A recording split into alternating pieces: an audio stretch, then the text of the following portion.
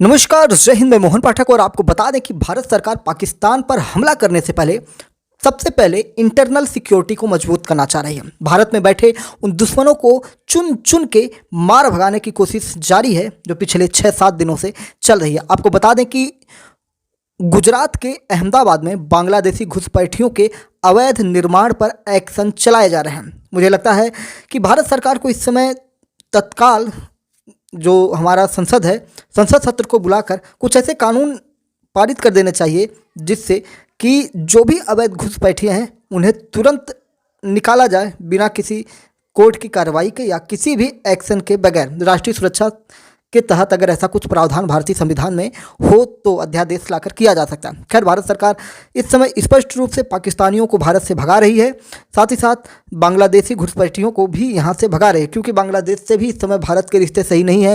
Rohingya मुसलमानों से भी भारत के रिश्ते सही नहीं है, क्योंकि रोहिंग्या मुसलमान भारत में आकर चोर, लूट, घुसपैठ, बहुत सारे ऐसे अपराध हैं जो करते आ रहे हैं। और सबसे ज़्यादा रोहिंग्याओं की बात करें तो ये दिल्ली में मौजूद है, उसके बाद पश्चिम बंगाल में मौजूद है। तो भारत सरकार इन सब पे एक्शन जरूर लेगी और सबसे पहले इंटरनल सिक्योरिटी को मजबूत करेगी, जिससे जब भी पाकिस्तान में जैसे पीओके को मान लीजिए कब्जा करना चाहे या कोई और भी कार्रवाई करना चाहे, पाकिस्तान से शायद बलूचिस्तान को अलग करना चाहे, क्या इनके मन में चल रहा है कोई नहीं पता। आपको पता है कि कल 40 मिनट की बैठक प्रधानमंत्री नरेंद्र मोदी और रक्षा मंत्री राजनाथ सिंह के बीच हुई, लेकिन उनके बीच में क्या बातें हुई ये भी किसी को बताया नहीं गया, ना ही मीडिया में बताया गया। आपको बता दें कि अहमदाबाद के शाह आलम इलाके के पास चंडोला तालाब क्षेत्र में बांग्लादेशी घुसपैठियों के जो अवैध निर्माण है उन पर बुलडोजर एक्शन शुरू हो चुका है।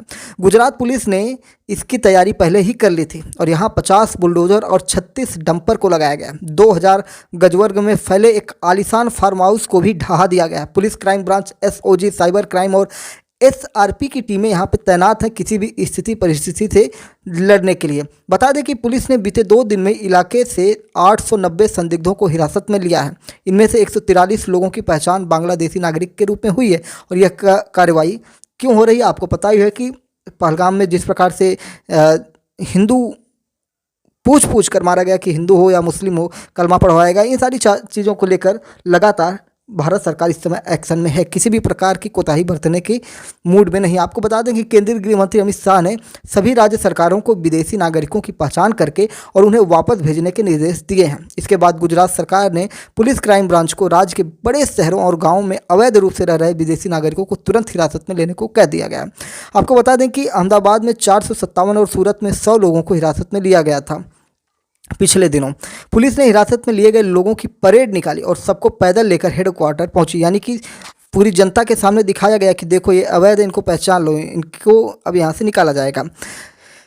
फिलहाल सभी के दस्तावेजों की जांच चल रही है। कुछ लोगों के पास से भारतीय आधार कार्ड भी मिले हैं। पुलिस ने सभी के फ़ोन को भी जब्त कर लिया। अभी पूछताछ की जा रही है और वैध दस्तावेज नहीं मिले तो सरकार उनके देश उनको वापस भेज देगी।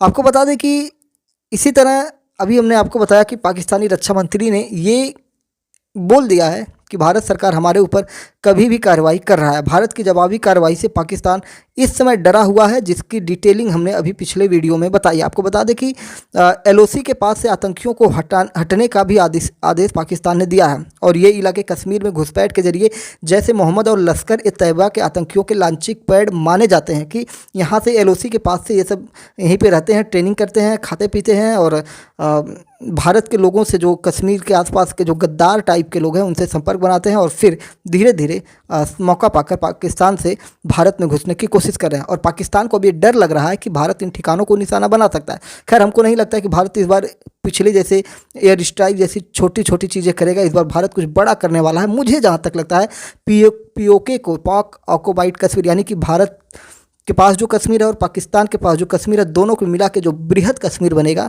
वो लेने की कोशिश करा। और मेरी दिली इच्छा है कि मैं अपने जीवन काल में पीओके से जाके आपको न्यूज़ सुनाऊं, वहाँ से लाइव कवरेज आपको दूं और बड़ा मज़ा आएगा, आनंद आएगा। जीवन के सबसे बड़े पल से हम लोग जुड़ेंगे।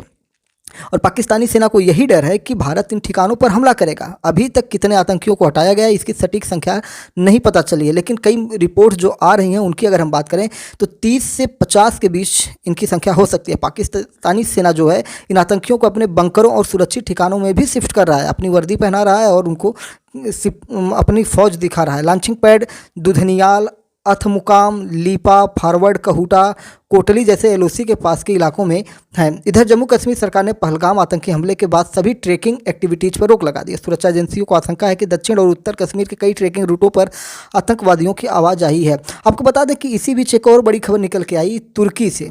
तुर्की जो है युद्ध की आशंका के बीच 27 अप्रैल को तुर्की ने 7 C-130 हरक्यूलिस सैन्य विमान कराची और इस्लामाबाद पहुंचाए हैं। इसमें से 6 इस्लामाबाद और एक कराची के पाकिस्तान एयरफोर्स बेस फैसल पर उतारे गए हैं। आप समझ सकते हैं कि तुर्की वही है जिसको उसके बुरे हालातों में भारत ने मदद किया था। उसको अनाज भेजा था, यहाँ से मेडिकल सुविधाएं भेजी थी, दवाइयाँ भेजी थी, यहाँ से डॉक्टर भेजे थे, यहाँ से नर्स भेजे थे। और वही तुर्की अब भारत के खिलाफ 7 C-130 हरक्यूलिस विमान भेज दिया है। आप समझ सकते हैं कि ये जो कंट्री हैं, जो इनकी एक अपनी पॉलिसी है वो हिंदुइज्म के खिलाफ है, वो सिर्फ़ और सिर्फ इस्लामिक को सपोर्ट करते हैं। और इस हिसाब से आप देखेंगे तो तुर्की एक नमक हराम निकला, जिसको भारत सरकार ने मदद किया। उसके बुरे दिनों में जब उसको पूरी दुनिया में कोई नहीं पूछ रहा था तो सबसे पहले भारत ने उसको मदद किया। और वही तुर्की आज भारत के खिलाफ विमान भेज रहा है, लड़ाकू एयरफोर्स।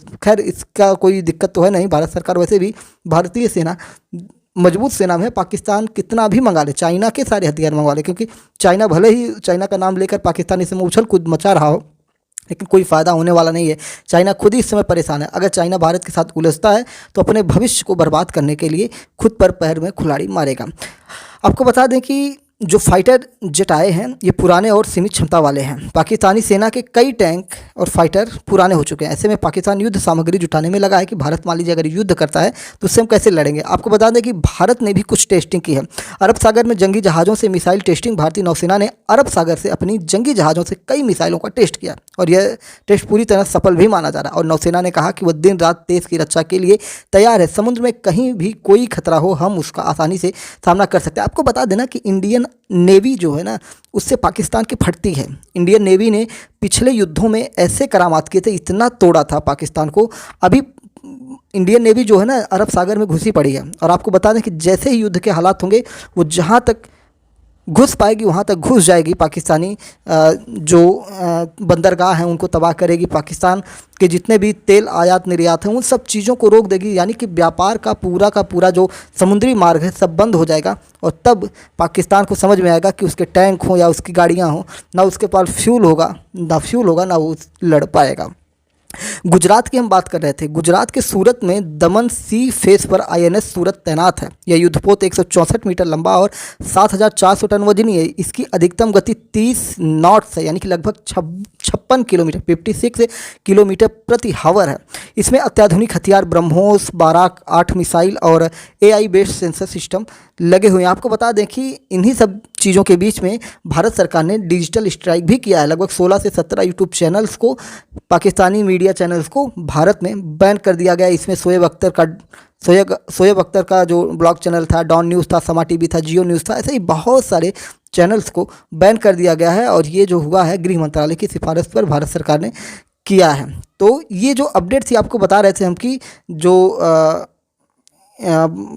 गुजरात है, गुजरात में जो बांग्लादेशी हैं उन सबको इस समय ट्रैक किया जा रहा है और उनके घरों को गिराया जा रहा है, उन्हें बेघर किया जा रहा है, उन्हें भगाया जा रहा है। जो अवैध रूप से भारत में घुसे हैं, जिनके पास कागजात नहीं है, उनको तुरंत भारत से भगाने की भी कोशिश की जा रही है। और ये एक बड़ा कदम है भारत सरकार का कि पहले अंदर की सिक्योरिटी को सही कर लें, क्योंकि पता चले उधर बॉर्डर पर युद्ध किया जा रहा है और इधर ये गृह युद्ध जैसे हालात यहाँ पे पैदा कर दें। तो आगे के अपडेट्स लगातार MPS हिंदी के साथ जुड़े रहिए। पल पल के अपडेट्स आपको मिलती रहेगी। जय हिंद, नमस्कार, भारत माता की जय।